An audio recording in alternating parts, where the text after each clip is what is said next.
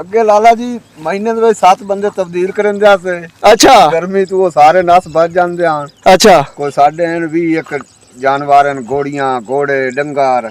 ਅੱਛਾ ਤੇ ਹੁਣ ਮਾਸ਼ਾ ਤੇ ਪਹਿਲਾਂ ਤੁਸੀਂ ਫਸਲ ਕਿਹਦੇ ਨਾਲ ਕੱਟਦੇ ਹੋ? ਦਾਤਰੀਆਂ ਨਾਲ। ਦਾਤਰੀਆਂ ਨਾਲ ਬੰਦੇ ਨਹੀਂ ਨਸ ਜਾਂਦੇ ਹਨ? ਜਾਂਦੇ ਹਨ। ਕਿਉਂ ਨਸਦੇ ਹਨ? ਕਟਾਈ ਤੋਂ ਤੰਗ ਹੋ ਤੇ ਨਸਦੇ ਆਣ ਪੇ। ਗਰਮੀ ਦੀ ਵਜ੍ਹਾ ਤੋਂ ਨਸਦੇ ਹਨ। 5-6 ਕਨਾਲੀ ਰੋਜ਼ ਦੀ ਕਟਿੰਦੀ। ਅੱਛਾ ਤੇ ਤੂੰ ਹੈ ਮਸ਼ੀਨ ਫਿਰ ਅੱਕ ਗਿਆ ਲੈ ਲਈਏ ਬੰਦਿਆਂ ਤੋਂ? ਜੀ ਇੱਕ ਤੁਸੀਂ ਖੁਦ ਹੀ ਚਲਾਓਗੇ? ਇਨਸ਼ਾਅੱਲਾ ਜੀ ਅਸੀਂ ਹੁਣ ਤੁਸੀਂ ਕਢਾਈ ਕੀਤੀ ਏ? ਪੂਰੇ ਬਬਰ ਸ਼ੇਰ ਆਏ ਹੁਣ, ਸ਼ੁਕਰ ਅਲਹਮਦੁਲਿਲਾ। ਤੁਸੀਂ ਕਢਾਈ ਬਿਹਤਰੀਨ ਕੀਤੀ ਹੈ ਹੁਣ। ਜਾਨ ਬੜਾ। ਅੱਛਾ ਜੀ ਭਾਈ ਆ ਵੇਖੋ ਭਾਈ ਹਰਾਂ ਨੇ ਕਟਾਈ ਕੀਤੀ ਹੈ ਬੜੀ VIP ਲੂਸਨ ਦੀ ਕਟਾਈ। ਇੰਨੀ ਗਹਿਰੀ ਬਾਰਿਸ਼ ਹੋਈ ਹੈ ਤਾਂ ਵੀ ਇਹਨੇ ਏਡੀ ਪਿਆਰੀ ਕਟਾਈ ਕੀਤੀ ਹੈ ਇਸ ਮਸ਼ੀਨ ਨੇ। ਮਾਸ਼ਾਅੱਲਾ ਜੀ ਮਾਸ਼ਾਅੱਲਾ, ਬੜਾ ਸਹੂਲਤ ਹੋ ਗਈ ਇਸ ਚੀਜ਼ ਦੇ। ਸਾਰੇ ਵਿਰਾਹ ਖਰੀਦਣੀ ਚਾਹੀਦੀ ਹੈ। ਅੱਛਾ ਲਾਜ਼ਮਾਂ ਦਾ ਬੜਾ ਯਾਬ ਕੋਈ 20 ਦਿਨ ਆਂਦਾ ਕੋਈ ਮਹੀਨਾ। ਇਹਨੂੰ ਚਲਾਉਣਾ ਕੋਈ ਮੁਸ਼ਕਲ ਤੇ ਨਹੀਂ ਏਡਾ? ਭਾਈ ਕੋਈ ਨਹੀਂ ਆ ਤੁਹਾਡੇ ਸਾਹਮਣੇ ਚੋਖੇ 15 ਤੋਂ 20 ਮਿੰਟ ਲੱਗੇ ਨੇ ਤੇ 4 ਕਨਾਲਾ ਕੱਟ ਤੇ ਭਾਰਾ ਮਾਰੀਆਂ।